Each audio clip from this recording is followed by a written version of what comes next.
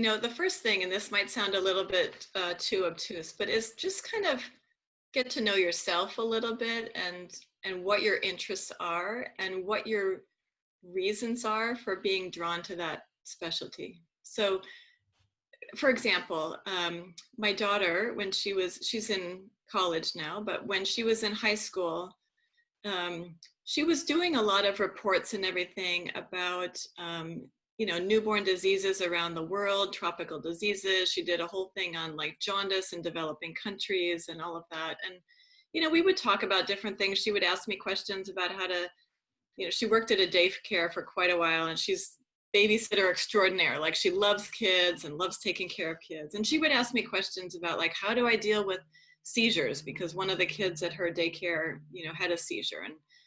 And so I was wondering, like, maybe she's going to be drawn to the medical field too. Like, she seems to have an interest in these kind of medical things.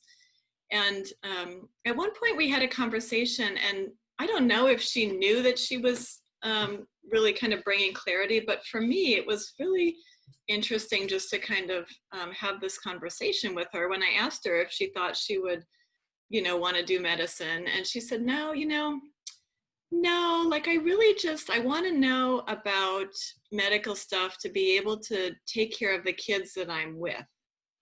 But I don't really want people to like come to me with their problems, And I just thought, like, that to me was just very telling. And she's a social work major now. And she was just really more wanting to like know the medical stuff kind of in the same vein that she wants to know, how to fix the plumbing, or like, how to change the oil in her car. Like, she wants to be kind of self-sufficient and knowledgeable in her circumstance. And, especially as a social work major, like, who knows where she'll end up or what she'll be doing.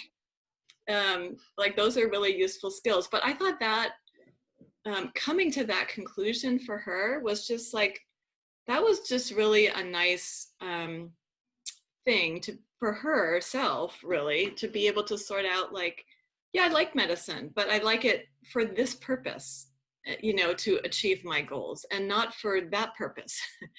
And so that would be one thing I would just say, if someone can just think about, like, even if you have an interest in it, like, why? Do you really want people to bring you their problems? Do you want people to bring their sick children to you? Like, maybe you like working with well children, but if they fall down and hurt themselves, if they're crying, like the other guy was saying, like, if that wigs you out, like, being a pediatrician might not be the job for you, because you do get a lot of crying babies, and you get stressed out, older kids.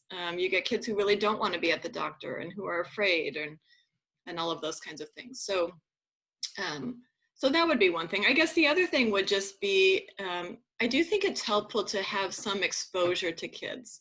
So for people who either don't have younger siblings or nieces or nephews, or they don't have experience maybe like working at a camp, or, in an after-school tutoring or at a daycare or something like that, like, I would get a little experience. I mean, even if it's just spending time with a friend who has kids, they have a toddler, they have a newborn, they have a teenager, spending a little time and see if that's kind of for you, because it is different, and people are drawn to it, for different reasons. But ultimately, if you're a pediatrician in some form or another, you're going to be working with kids who are in a stressful situation.